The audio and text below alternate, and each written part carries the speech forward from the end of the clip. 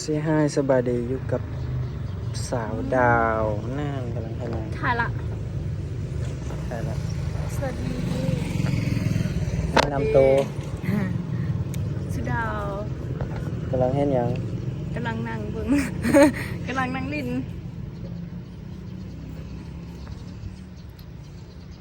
นี่ขึ้นไปเล่นห้องเรียนไปกันเด้อ เขาก็อยากไปน้อง ยังบ่เลิกเวียกได้สักได้จังได้ เขาเพิ่นก็ได้ ขอเพิ่นก็ได้ เย้อีก40นาที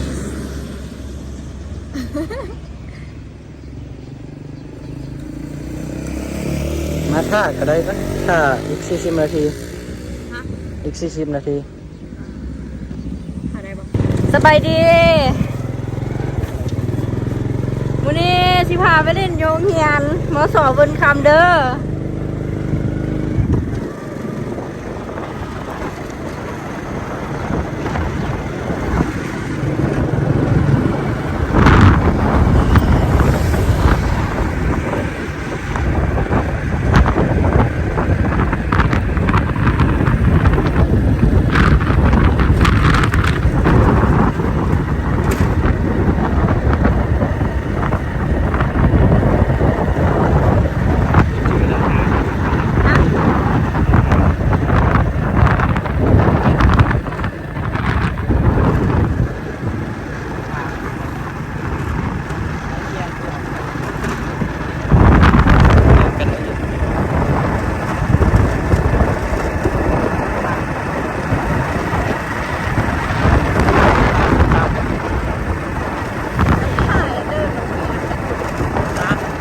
ถ่ายเดินถ่ายอันถ่ายทาง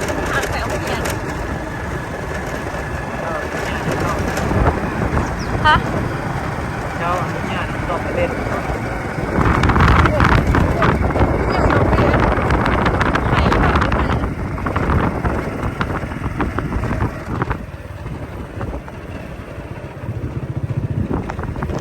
ไปถามเพิ่นก่อน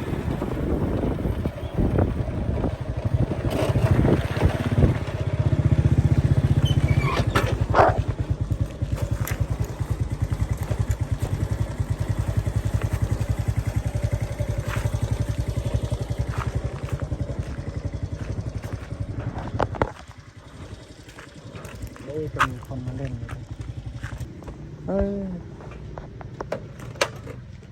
เอาแม่กระเป๋า เป่าอมยัง บ่มีอย่างเนี่ยไปเลาะเล่น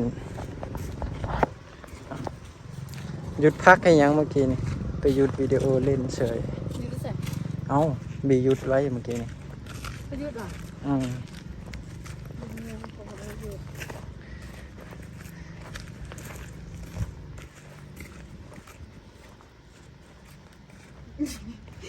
ไปทางนี้ไปได้ปะไปเล่นอยู่เดิน ได้จะได้มาเดินแล้ว จบแต่มสี่ยังบ่มาน่ะ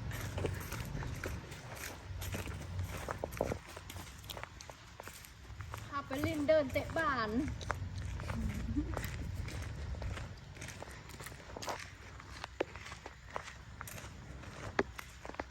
เสื้อบตอนมสามเขาก็มีเรื่องบดีได้ เอาตอนนั้นก็สูบยาสูบบ่หมดดอกหมดกองหนึ่งสองกองลูกเที่ยว อย่า แล้วการไปจับอันนั้นเขา ใส่ไม่ดีทุกเลยทุกจ้า แม่นสนุก จองคิดดูเลยหัวสองแต่เขียนกันผู้หญิงก็เป็นผู้ชายคิดหลาย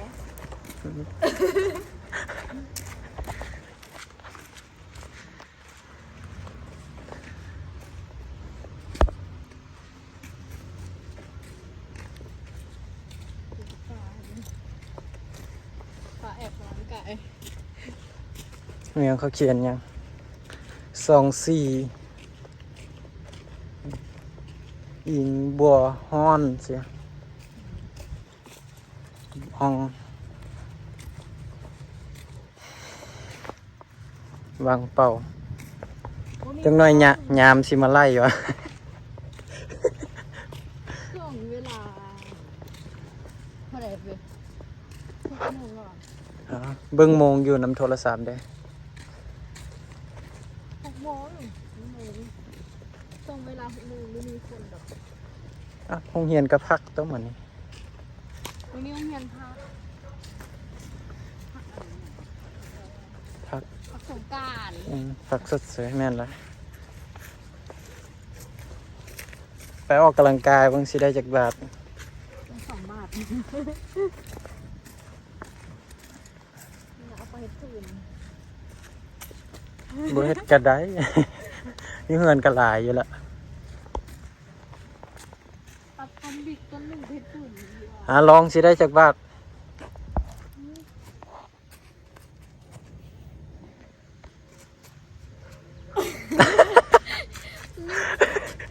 บาทเดียวยังบ่ได้เฮ็ด บอลมันใหญ่เพราะว่ามันสูงเพราะ เอามันก็พอดีตัว พอดีน้ำหนักตัวเองเด้ยังมีคนอยู่หั่นเด้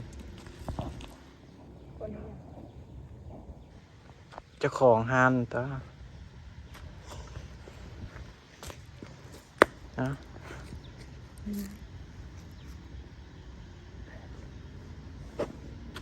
รอไปทางนั้นปะ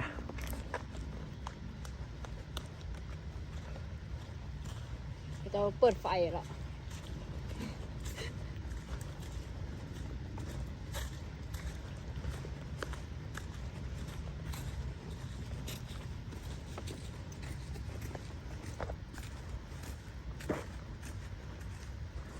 ตอนนั้นเป็นหอสมุดได้ตัวนี้ตอนนี้เขาเฮ็ดอย่างบ่แล้วตัวนี้ เดือน เขาบอกสมุดนั่นแหละแต่ว่าผม บ่ได้ใส่แล้วติว่าก็จะบ่ เห็ ได้ นผมเข้าแต่ก็ไม่เคยเข้าเที่ย ก็เคยเศร้าปึ้มอยู่อ่ะ เข้าเข้า อ่า เสาร์ทุกปีไม่ใช่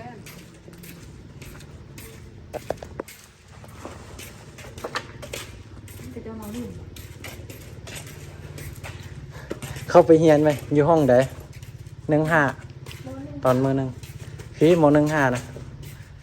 15วะ 13 13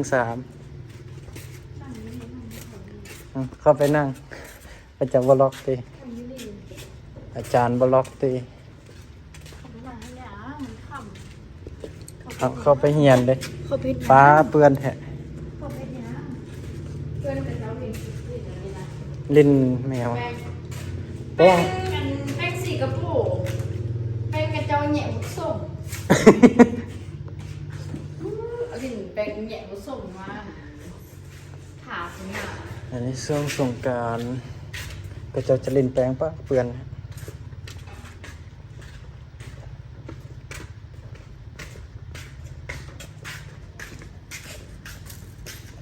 เลิศขามัน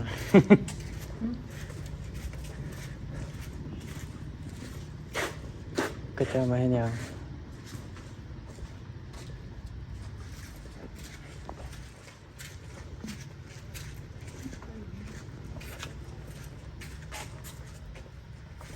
อุ้ยมาเลาะขึ้นหมด7คนนะจับกล้องไหมเรือเสียให้เขาทายกัน ไปหัวหน้า เลาะไปเยอะไม่จิตมอจิต อยู่ห้องไหน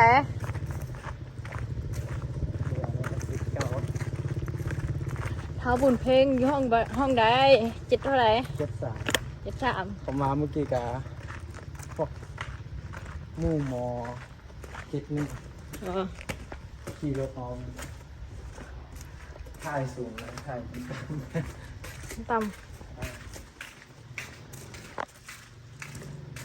โมเจนนี่เขาล็อกแบบนี้ ำนี่ว่ะห้องเนี้ย เพราะอันนี้ห้องโมเจนนี่ครับ ห้องมอ7 โ กินเลี้ยงดิป้าขอกระลินน้ำขนาดสอง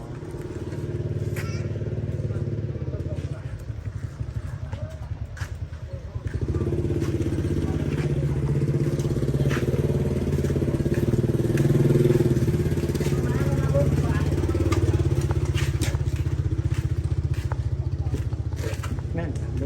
มันอาจารย์เนี่ยเราทหารแต่ว่ายันนั่นอาจารย์ตัวชื่อผิด64บ่แม่น73บ่เป็นเด็ด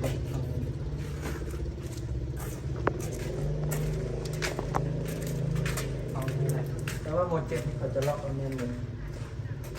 ยันก็จะเอาไปหลักปื้มว่ะเขาเคยนะตอนอยู่ห้องป .2 ป .3 เข้าไปหลักปื้มหลักบิกกระเจ้าได้บักหลายนะได้เต็มกำ นี่นะรักของพระเจ้า ได้หลายเลยได้ปื้มจนประมาณ50 อันก็รุนเลยหลักแต่ละห้องบางห้องกระเจ้ากระปิด อยู่ห้องนี้อยู่64ใช่ไหม64โอ้น้ำเต็มแล้วด้วย ห้องน้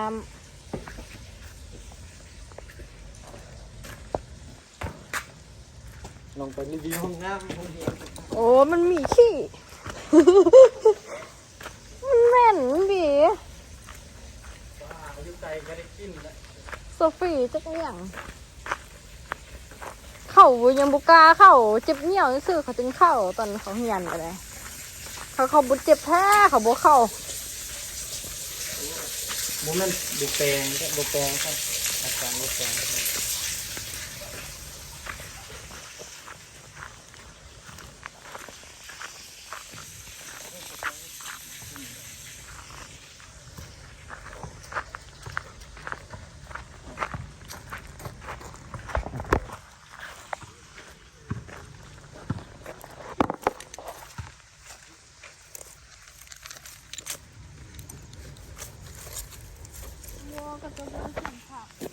ส่วนยัง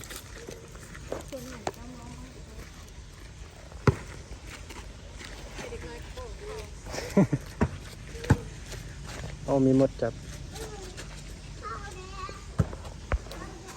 ไปโอเครอไปทางไหนเด้อรอไปหาหมอซี ไปที่ไหน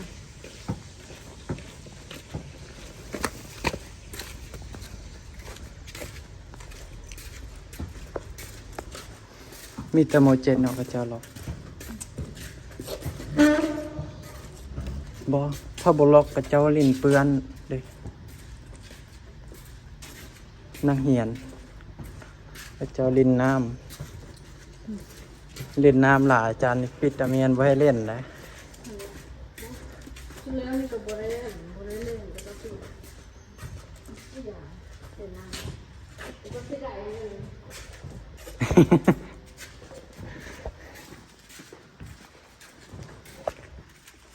ถ้านอนเรียนปกติก็จะยังปิดผมเชื่อ ข้านใครเครื่องกระเจ้านอนเลยอะ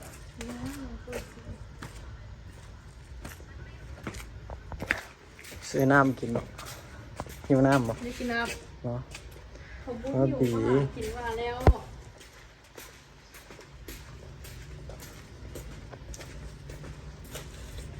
หาหนึ่งอยู่พี่เนาะหาหนึ่งซีห้องโปรดนี่แหละ ห้องตัวเอง ตอนม .4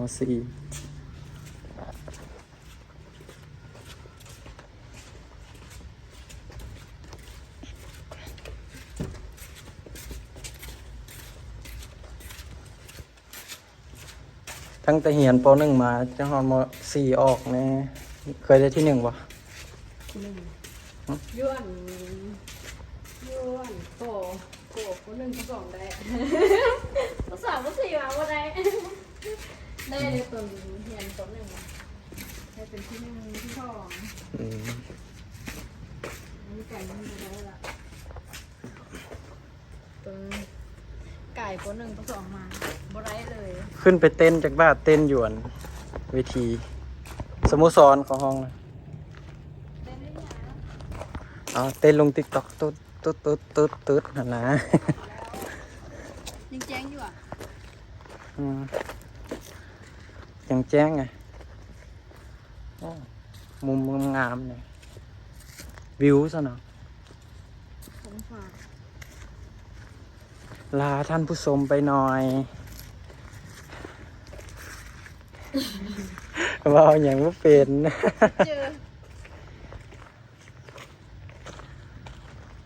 เจอกันคลิปหน้า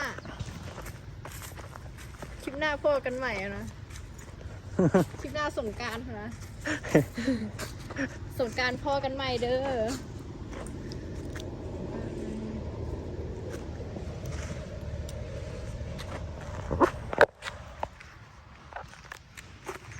คลิปนี้กับไว้เพียงสามีก่อนเนาะแล้วคลิปหน้าสิพาไปเห็นอย่างอีก ติดตามเอาไว้ บ๊ายบาย